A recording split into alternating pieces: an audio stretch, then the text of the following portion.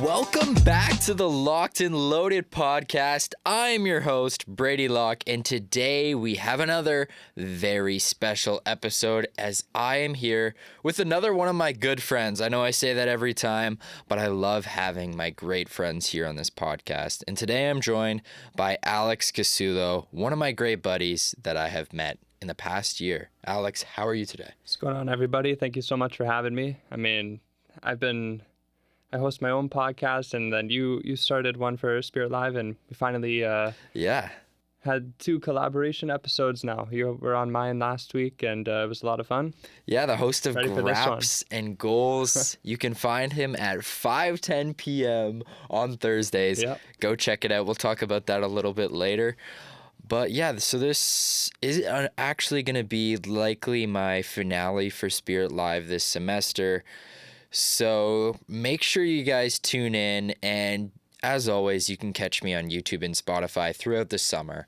But we will make an appearance back on Spirit Live next year, so in September. But as for now, YouTube and Spotify will continue to be the main platforms for Locked and Loaded. But without further ado, Alex, let's get right into this. All right. As we do on the Locked and Loaded podcast, we're going to start things off with a sports warm-up. And you being a sport media student, we have lots to talk about, and I know we have some very aligning interests when it comes to sports. Of course. So I think the only right way to start it off will be talking about tennis. And let's start it off. What does tennis mean to you? And actually, particularly, who does tennis mean to you? Okay. So... If you know what tennis, I'm saying. Last year, Roland Garros final, Sinner versus Alcaraz. That was the first tennis game I pretty much watched start to finish ever. And I'm like, wow, an Italian is doing well. And obviously me being Italian, I wanted to root for him. And then Alcaraz just went beast mode and came back against him, and it was very heartbreaking. But ever since then, after seeing Sinner very sad, I'm like, I'm going to follow you, and I'm going to follow this sport. And then a few days later, I went to the tennis court for the first time. Yeah, man, what a way to start watching tennis. That match was absolutely incredible. But Jannik Sinner, you've modeled your game around him. What does Jannik Sinner mean to you? Oh, he's probably, as of right now, my favorite athlete in the world. Yeah. Obviously him pretty much have similar builds as well. He's just a tall, skinny guy and Italian. So, I mean, yeah, just the way he is on and off the court. Just a very humble guy. But then as soon as he enters the court, he just pretty much switches his personality entirely. Absolutely. Yeah. Yeah. So taking a look here at the tennis in the current present time, we're just getting into the clay swing, which is very exciting. Very exciting. Yeah. So you're going to see Roland Garros eventually. That's the clay Grand Slam. But right now, next week is going to be the Monte Carlo Masters, which is the first 1,000 event on clay this year. And I want to ask you, who other than Jannik Sinner stands a chance? I think within all of clay season, I think Zverev is going to win one. That's my hot take. I mean, if you watch that game in the semifinals against Sinner, he arguably played better than Sinner. And it's just those, what's it called? The break points he had. You just can't capitalize on those, but his serve is still phenomenal. And if he can just get his return game a little bit better, I can definitely see him winning one. How about you? Okay, yeah. I'm glad you asked. I definitely think Musetti will get one. Yeah. He's tremendous on clay.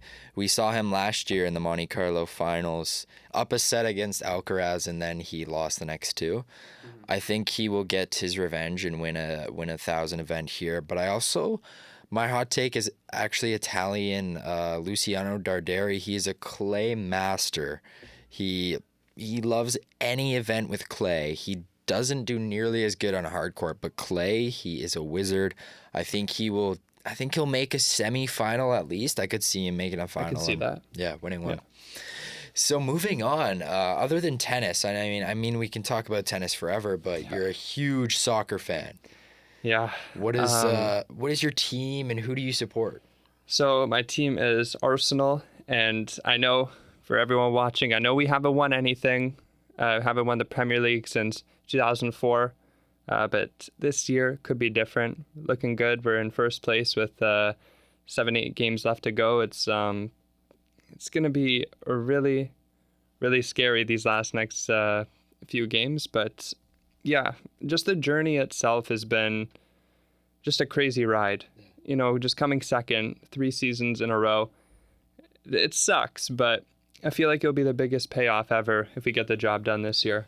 Right. And, I don't know like much about soccer at all, but you've tried to convert me to be an Arsenal fan. Yes, before it's too late.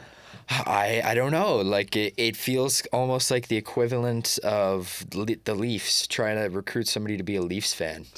No. That's No. how I see it. Do not compare the Leafs to the Cats. That is crazy. Then Italy as well. That was my next point, yeah. Yeah. So we have not made the World Cup since 2014. The last time I saw Italy play a World Cup game, it was in grade 2 watching on the smartboard during recess. Core memory, yeah. It's insane to think about because we won the Euros in 2021, beat England, looked super strong, and then we just can't even beat the smaller countries. It makes no sense. Yeah, that one has to probably still sting, just being, 2 days ago? Yeah. But yeah, take me through your thoughts when they got that red card and they were down a man for the rest of the match. Oh. First off, Bastoni is a great defender.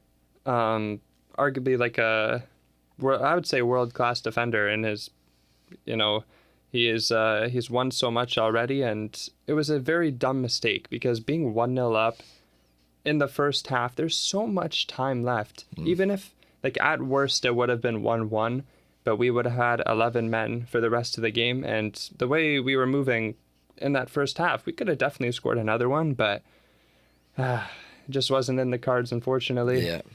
So do you think Italy will hopefully make the next World Cup? Well, we're going to be 4 years older, and yeah, we'll see how our attack is, because that's the number one thing that needs to improve, because our defense in midfield, excellent, but our attack is where we're lacking, so we'll see 4 years down the road how our younger attackers are going to develop.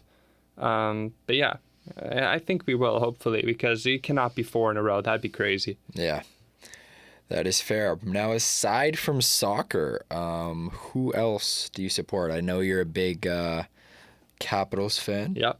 Washington Capitals. It's my hockey team. I've slowed down on watching hockey ever since I picked up tennis. Yeah. Because usually went soccer and then hockey, but now it's tennis then soccer. Yes. Yes. But yeah, no, I've been a Capitals fan my entire life. My name being Alexander, obviously, I loved Ovechkin. I still love him. He's my favorite athlete of all time. And yeah, just following him throughout my entire life, playing hockey, wearing the number 8, having yellow laces. Yeah, and then them winning in 2018. That was still probably the best sport moment in my life that I've experienced.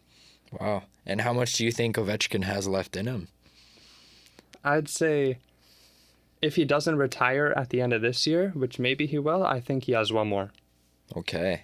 Interesting. Very interesting. Now, I want to kind of transition from your fandom into growing up sports. What did you kind of play? What got you into it all? Yeah, so all credit to my dad. He was the one who put me on hockey right away. I think when I was 3 years old, I started skating, and then I played for the Pickering Panthers. That's my club. But yeah, I was a right winger. I would try to model my game after Ovechkin. I was always sitting on that right circle or just in front of the net picking off goals. Yeah, no, that experience, it was just so much fun. All the tournaments, I remember staying in hotels with my teammates, and my mom and my dad, they've sacrificed so much, and I'm so grateful for everything they did, because the amount of driving it took, we've definitely spent over 100 days just in the car itself, just for hockey, maybe even more than that, honestly. But yeah, I'm just forever grateful for all the experiences in hockey. Right. I think this is actually a better time than ever to actually introduce you, because the viewers might now be wondering, who is this guy? Who is this big tennis, Arsenal hockey fan? Who is Alex Casullo? He's just a tall, skinny guy who likes to yap about sports. There you go. To be honest. Yeah. Awesome, man. So what's growing up, like what made you who you are growing up in Pickering? How was that lifestyle growing up? Yeah, I mean, in Pickering, it was actually very fun. Elementary school, those are probably like the best moments in my life, I'd say. All the friends I've made, all the experience that I had with soccer as well, and hockey, because I played house league soccer a majority of the time. I was playing rep hockey, and just playing both of them, making so many friends and teammates. It was honestly a great experience. And just for school, I think elementary school stands out the most to me out of anything in Pickering, because just the friends I made, the experiences I've had. I would say, and I think of Pickering, I just think of the good times in elementary school more than anything. Really? Okay. Yeah. See, I like that. So then what kind of made you decide to come here? What's the story behind coming to this program? So in grade 7, we had a careers project where, I don't know if every school did this, but we did. So whoever was in grade 7, we had to do a presentation. We had to use like one of like those cardboard things that have like the 3 sections on it, and like you stand it. And we had to choose what we wanted to be when we grew up. And when I was looking at some of the career opportunities, I'm like, I don't know. I don't want to do this. Don't want to do this. And I'm like, listen, if sports doesn't work out, because I wanted to play hockey when I was younger, but that wasn't in the plan. So I looked around, I looked at all the different opportunities, and nothing stuck out until I saw what a sports broadcaster is. And since then, I created, in grade 7 for my assignment, I put sports broadcaster as my career choice, and I just haven't looked back since. And I knew that TMU had this sport media program, and I just manifested getting in it. There you go. Yeah. So was it you applied and you just got in first try? Yep. Awesome, man. See, that's great. So then to go from there, how did we meet? I want you to take us all through that story of how, we got connected. So this was Shireen's class last semester. Yeah. It was just called about journalism? Sports journalism. Sports journalism. Yeah. I was sitting in front of you. I don't think we spoke at all. No. In the last, what was it, the first year? I don't think we even said one word to each other. No, I don't think so. Just crazy, because we had like maybe 1 or 2 classes. Yeah, we had audio production. I know we had audio production together. Yeah. So I was sitting in front of you. I was watching a tennis game on my laptop, and then you were behind me, and I remember you on Laurel's online class. You spoke in front of the class and said, "Oh, I really like tennis." I'm like, "Oh, someone else likes tennis? No way." It's rare. It's rare to find. So yeah, after that, I'm like, "Oh, do you play tennis?" You're like, "Yeah, I played it, and I watch it a lot." So then, ever since then, I mean, this is the reason we're here right now, which is insane. Man, tennis brought us together. Tennis is what makes us us. Exactly. But I'm very grateful because I've gotten. I can't say I'm good at tennis, but I've gotten better at tennis. You're good. And it's great because it's something. I've played so many sports in my life that it's like at this point I want to like find something new that like challenges me and to get better. And tennis is, I'd say, one of the hardest sports I've ever had to play. Yeah. That and golf are the 2 sports that are tremendously hard for me. Mm-hmm. And I'm pretty good at golf now. But tennis is a long journey, and it's one that I'm excited for because, once I finally find it and finally become good, I'll feel very accomplished about myself. Yeah. And I feel like if we weren't at the same skill level, it'd be a lot different. Yeah. But that's just what makes us even better. It's like every game, it could literally go either way. We've gone to multiple 5-setters, multiple tie breaks. we have a new winner every day. It's always a crazy. blast. And then even now we started picking up pickleball as well, which just as competitive as ever. That one is always 5 sets guaranteed. For sure. Those are great matches. But yeah, me and you, tennis, sport media, we've gelled, and I've made a good friend and a new connection in you, and I'm very Super thankful grateful. for that. Yeah. So what are your kind of thoughts on the program thus far? How do you like it? I love it so much. The hands-on classes especially. Yeah. Like Ryan Sykes' class with the sports broadcasting, all that, just being on camera. I love it so much. Just sitting at that desk, getting to yap away about sports or reading off the teleprompter. That's just what I wanted to do since grade 7. It's the dream. And the fact that I get to do it now, it's actually so crazy to think about because, yeah, I just manifested it. I always wanted this to happen. And yeah, just every time I'm sitting on that desk, I'm just super grateful, super happy. Yeah.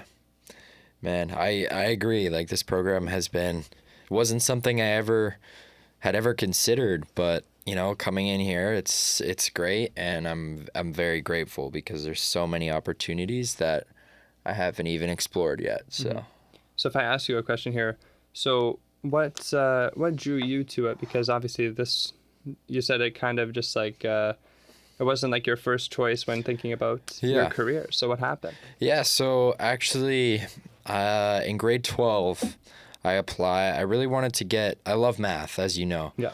And I really wanted to get into statistics, and I actually considered doing like sports statistics, like where you'd be at the games, you'd be recording all the stats, you'd be like, I saw those guys and I was like, that's cool. And I love the numbers. I want to do all this.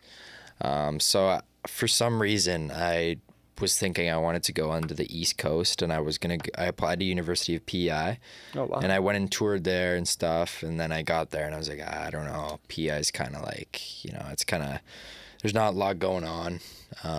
So I was like, okay, let me think this over more. And I decided to take a gap year, and I worked and I did all this, made a lot of money working two to 3 jobs, which was great. And then I was thinking, okay, let me go into accounting or business. So I applied to like 7 different accounting programs, a couple like business management.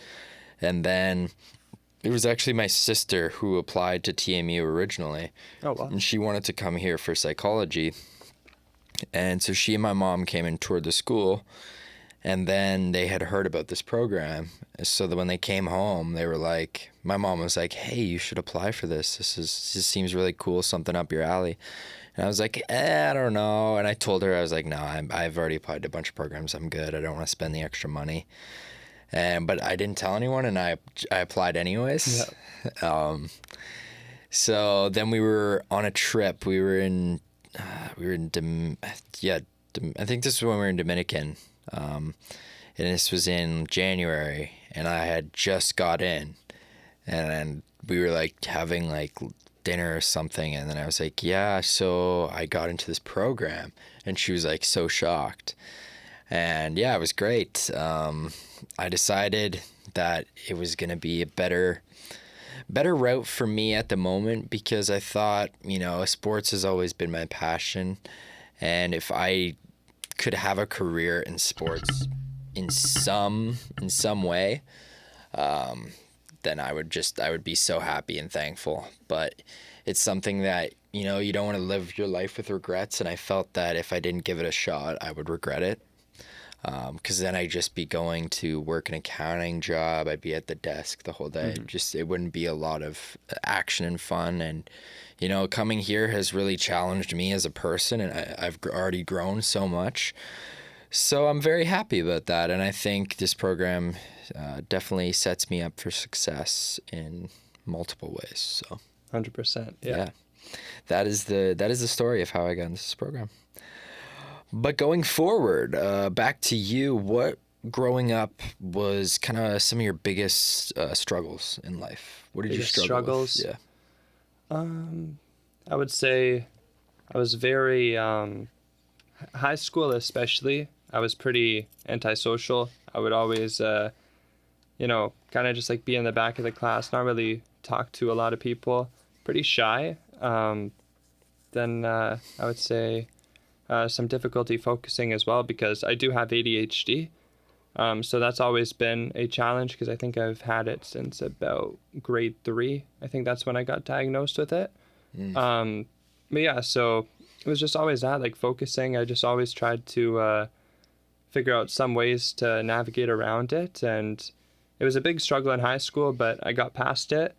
But now I just I see the ADHD as something that can help me rather than a weakness. Yeah. So I would say that would probably be That's awesome. the biggest struggle I had early on in my life, I'd say. That's amazing. Kind of flip that now. What's this? Something I always ask right after is, what's some of your biggest motivators in life? Oof. Biggest motivators. I mean, man, I need some time to think about this. Yeah. No worries. I'll kind of keep going then, and I'll say some of my biggest motivators to motivate you. Okay.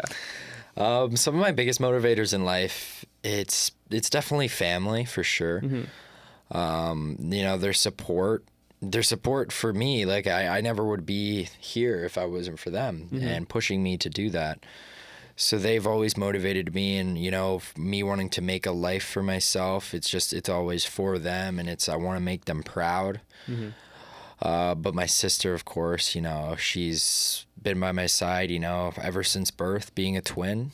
It's your person for life, and I love her so much, and I'm very thankful that she always takes the time out of her day to, reassure me that I'm doing what I'm supposed to, and that, she's proud of me. So that's really great. But then other than that, I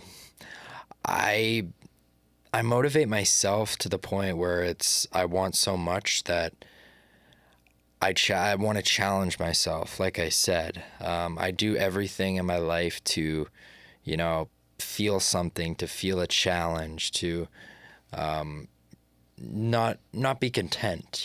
At this point, especially in this point in your life, you want to take those risks, those boundaries. Even if you make a mistake, this is the best time in your life to make a mistake. Yeah. So just motivating myself to, go for what I want. And that's a big thing for me. Yeah. Okay. So now I can answer it because now you brought up family. I mean, that's obviously the number one thing. Like for me, I would say my brother more than John Anthony. More than anyone. Shout out John Anthony Shout Casullo. out. Yes. My king. Yeah, pretty much my entire life, he's had probably the biggest influence on my life. He brought me into so many different things, like soccer, for example. It was him that watched it first, and I got into it because of him. A lot of video games as well, which is a huge hobby of mine. I always copied whatever he was playing, and just whatever he's doing. Right now he's at George Brown for sport marketing. He's doing his thing. Very proud of him. And he does have a very bright future ahead of him. I know it. Yeah. And just to, my goal is just to, match him. Because obviously I'm a very competitive person, no matter what. And whatever he's doing, I want to to either match it or try my best to, or even do better. There you go. Because that's my job as a younger brother, just to elevate ourselves. Yeah. And then, I'd say my mom and my dad, obviously, they have done absolutely everything for me. My mom, she's a stay-at-home mom, so she's always either, cleaning at the house. She's always working on whatever family stuff needs to be done, driving us everywhere. So without her, my whole house collapses. Yeah. Right? So she's always making sure everything's balanced, and we can go off and do our things with little to no issues. Yeah. And then my dad obviously working at BMO here downtown. It's great. I get to take the train home with him sometimes, and he with his job, he always motivated us, talking about his day at work, about what he needs to do better, what they need to do better, and he's always, giving us life lessons with it, and that's stuff we can just use for the rest of our lives. So I would definitely say family is the number one thing. So that's what I'd say. Yeah, that's a common theme with everybody that I have on this podcast. It's always family, and like I said last episode, I love to hear that, because family is so important, and when you have those pillars in your life that are motivating you, you're always going to be set up for success. Yeah, so any advice is my next question. Any advice for somebody starting this sport media program, or maybe even just university in general? What would you tell them? If you don't want it, don't do it. That's what I'm going to say. Like, especially in sport media itself, if you're not a go-getter, it's going to be very difficult. And that's something I learned, because last year, I was kind of slacking off a little bit, but this year is when we learned, especially like with you, like how many emails you've sent, reaching out to people, cold emails, and that's just what you have to do now. So if you're not going to give 100% effort, I mean, it's kind of it's just disrespectful to yourself, because absolutely you need to go for it. This is your future you're talking about here. You're going to university, going to college, whatever. And yeah, you would probably regret it for the rest of your life if you didn't live up to your full potential, because that's obviously the biggest fear I have in my life, not living up to my full potential. So in order to do that, even though sometimes it may be I may be shy, or I may be a little bit scared to reach out to people, I know later down the line that's what you need to do. Yeah, like I said, take those risks, and if you make a mistake, it's just a learning opportunity. I think that's great advice, though. I actually want to take a second and recognize the friendship we've built with Chris and Marcus. Yes. We got to mention Chris and Marcus. Yeah, what do they mean to you, and how did you guys become friends, actually? So we met in Ryan's class, the sports broadcasting class, second semester of year 1. So I met them just before I met you, and man, they've been amazing. I was looking for, especially after the first semester of year 1, I'm like, I didn't really have a core group of people in our program yet, so I was still figuring it out. And then I'm pretty sure it was Chris that approached me in Sykes' class, wanted to start up a conversation. I'm like, wow, Chris is just an amazing guy, Italian guy. And then Marcus was with him, talked to Marcus a bit, and then he's also a great guy. So yeah, that just became like a little trio in Sykes' class. And then Chris was friends with you before that, and Marcus, they were friends with you in the audio class, which I was in, but I didn't talk to you guys yet. I didn't know you. So then Chris and Marcus, they just brought me closer to you as well, and that's just what formed it. Yeah, no, it's great. And especially like you guys being commuters, it definitely feels like it's harder to, have time to like talk to new people and make friends. But, I really enjoy having you guys as friends. And likewise. Yeah, even with all the friends that I have here, I think you guys are definitely like some of my closest. So it's really, really great. Yeah. And it's crazy to think about, because Chris's father and my mom used to work together. Really? Which is insane. Like, the world is so small, man. It's small. It's so crazy to think about. Because when I told my mom, like, oh, Chris Colangelo is one of the friends I made, she's like, Colangelo? I recognize that last name. And then he's like, what's his father's name? I'm like, okay. I text Chris.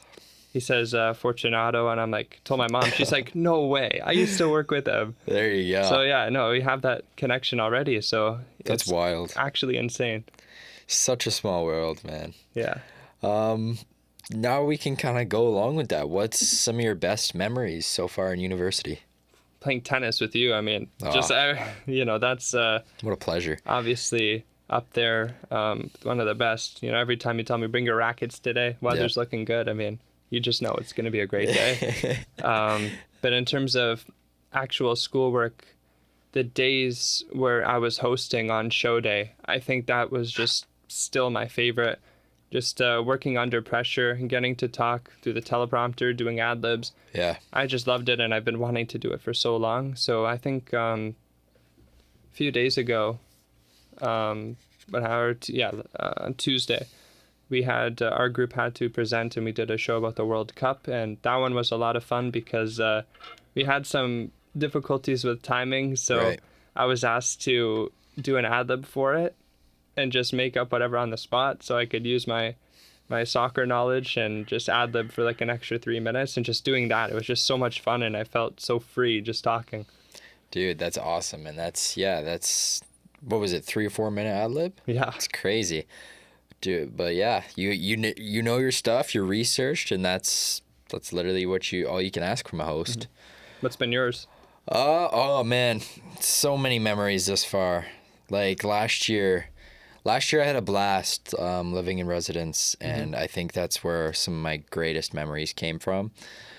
Just I met so many people on my floor, and we would hang out all the time. And when you're that close to your friends, you can literally go knock on their door whenever. And there were so many good gatherings and just great times. But this year, playing tennis with you has been such an experience, and not something I was able to do last year. But also playing basketball at the rack, especially last year, I would just go almost every night after 9, and you just play till 11. Great stuff, meeting friends.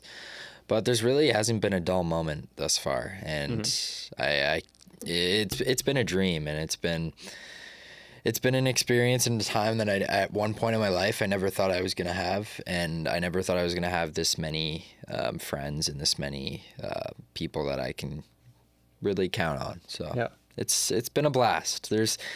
I could talk for hours about different stories, but I will keep this to a minimum. But I'm curious, what is kind of your hobbies beside? I know you said video games a little bit, but do you have any other hobbies, hidden talents maybe that the viewers should know about? Oh man, hidden talents. I mean, What makes Alex Casullo, different than the rest?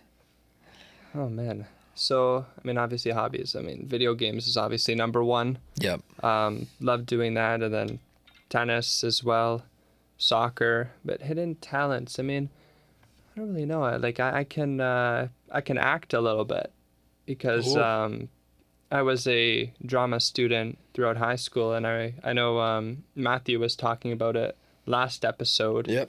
About how his drama teacher had a big impact on his life, and same for mine as well. Really? Mr. Small. That's No way. I did that's not my know goat. that about you. Yeah, so I was very shy going into grade 9, but the first high school class I had was drama, and that just took me out of my comfort zone right away. Absolutely. And going into it, I'm like, oh man, I don't really want to talk in front of everyone. It's going to be kind of scary. But as soon as he said action or whatever, I just went, and I just felt so free, and I just loved drama and acting ever since. Man. So yeah, I took it all through high school, and doing live shows in front of a bunch of people. We did a kids show where a different school brought, I think, like 2 or 3 different classes to go watch us, and then we had a big play in grade 12, which was amazing. It's just, so yeah, I'd say acting might be something you may not know about me. Okay, actually did not know that about you. That's something we can connect, because I've done a lot of acting in my time as well. I did musicals in high school too, so yeah, nice. You find the footage of that. Unfortunately, I don't know if there is any, but it was a great time in my life, and it let me come out of my comfort zone as well. Yeah. But yeah, that was tough for me, because it was also my sister loved theater, and that was kind of her. I was the sports guy. She was like the theater. And then I wanted to give it a try, because I wanted to show, like I'm diverse. I can do multiple things. So she was kind of like, oh no, you're stepping on my toes a little bit. This is my realm. But then we got together, and we were in the shows together, and it was just a great experience for the both of us. And I think she accepted me eventually in there. But that was a great time. I think before we go, I want to do a fun little sports segment here. I'm going to give you a bracket. Ooh, I'm going to give you a bracket of 8 sports individuals, and you're going to basically go head to head until we get to your, I could say, you can take it however you want. If you want it to be like greatest skill level, greatest all time, your favorite, whatever. Okay. But I'm going to give you 8 kind of like Alex Casullo individuals in their bracket. Let's see it. Okay, so starting off, we are going to have Randy Orton. Oh. Randy Orton versus, There's this guy I have in mind. Hold on, but I need to search it up. Yeah, that's one thing we didn't talk about. Love wrestling. We did, yeah. You talk Very about that much. while I figure this out. Yeah, so I've been watching WWE since I was 4. That's probably why I'm a bit messed up in the head a little bit. But, man, it's been a crazy experience. Obviously, Randy Orton is my favorite wrestler of all time. And I remember you saying as well, he's one of your favorites as well. I mean, just his entrance alone, I mean, that's what made me a fan right away. But yeah, I've just been watching WWE, AEW as well. I love both. And yeah, I have a podcast, as you know, it's called Graps and Goals. You get to talk about wrestling and soccer. And I made it before I started watching tennis. So might need to make a slight adjustment. And that's what we had last episode. You were the first guest where we did not talk about wrestling or soccer primarily. We talked about tennis. So, but yeah, wrestling, it's amazing. WrestleMania is a few weeks away. Very excited. Hopefully Randy Orton can get number 15 against Cody. But yeah, I think he can do it. Okay, so I am ready for this bracket. All right. Okay? I want to know if you're ready. First matchup, we have Randy Orton versus Kai Havertz. Oh, that's a great matchup. He's my favorite player on Arsenal. I love Kai, but I'm going to be completely honest here. It's Randy Orton. I figured as much. Yeah. Okay. Next matchup. Cody Rhodes versus Yannick Sinner. And I don't know if this is even a question. This would be my number 1 seed, obviously. Cody Rhodes, I mean, a crazy story about him is his entrance song. That was like my number 1 pre-game song for so many years in hockey. Yeah. When he was in AEW, I heard it for the first time, and then I would play it right before I got on the ice every game. Okay. And that's how I really started to love Cody. But if we're talking, like my favorite right now, Cody hasn't been doing his best work the last year, and Sinner I've just been glued to the TV every time he's on. Oh, look at this guy. So I'm going to go with my fellow Italian, Yannick Sinner. Fair enough. I knew that was kind of coming. Okay, so then next we have, so this will be the other side, we will have the Great 8, Alexander Ovechkin versus Roman Reigns. I don't know if this is a question.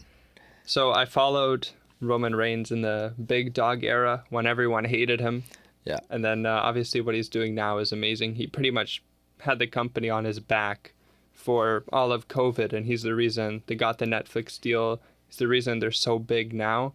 But it's Alex Ovechkin. I mean, I've said so much about him already. Love him so much. Of course. Okay. So then this will be the last matchup here on the right side. We have Donnarumma, the Italian goalkeeper, stud of a man, versus Iga Swiatek. I know she's your favorite women's tennis player. Alex, I feel like this is a closer matchup. Who do we have here? Well, Donnarumma, what he did for us in the Euros and penalties, I'll never forget. But at the same time, he saved Saka's penalty, and that's my star boy, plays for Arsenal. So he hurt his feelings a little bit. And kind of let the country down on penalties, could have saved at least 2. And he plays for Manchester City, who... See, I didn't even know that. Yeah. I was just thinking, so yeah, this is actually tough. So I would say... it's got to be Iga. I would say Iga. Yeah, okay. Yeah. Okay, so then we have the final 4 here. We are going to see Randy Orton matching up against Yannick Sinner. This one feels tough. This could have been the finals. This is tough. Oh, my God. Okay. Wow. So, we're talking, right now, I've watched much more Sinner than I have Randy Orton. Right. But I'm basing this off of my entire life here. Because Randy... been following him for my entire life, since I was 4 years old. And I love Yannick. He's my favorite athlete right now. But I think I'm taking Randy Orton over Yannick. Wow. Okay, in my opinion, this feels like an upset, but I could be wrong. Holy. So we have Randy going to the finals, and who will he see in the finals? Will it be Alexander Ovechkin or Iga Swiatek? Sorry, Iga. I mean, it's Ovechkin. Yeah. I figured as much. I'm not going to waste any time there. We are in the finals. Randy, the Alex Casullo Sports Professional Finals. Randy Orton versus Alexander Ovechkin. Alex, what an interesting matchup. Who is going to take this? Oh, man. See, I love them both so much. I'd say both of them are in my childhood. My top 3 favorite athletes of all time. Messi being the other one. Yep. I didn't even have Messi in this bracket. It's okay. I'd say this would probably still be the final.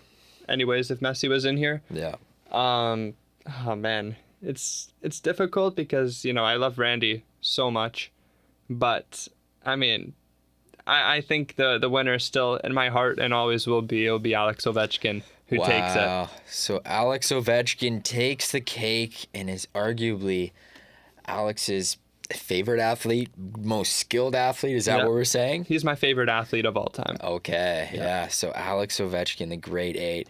I feel like being named after Alex Ovechkin, you kind of. Of course. I mean, hey, we're both named after our favorite athlete, which is crazy. I was gonna say if it's coming down to Drake Man, Tom Brady for me, that's I gotta say Tom Brady. Of course. Wow. I feel like that's a great way to send us off here. Alex, this has been a pleasure to have you. Thank you so much for having me. This on is a this lot of fun. podcast. Yeah, it's been a long time coming again. So this is gonna do it for me on Spirit Live this semester, most likely. Watch out, there could be a bonus episode, but make sure you guys stay tuned. We're gonna be bringing you episodes of Locked and Loaded all summer long. The guests are only gonna get better. Don't think we're peaking now because we have so much we haven't even grasped at yet. But this has been Brady Locke. That is Alex Casullo. And this has been Locked and Loaded. So make sure you come back where the chats are always loaded and we are always locked. I will see you guys in the next one. Peace.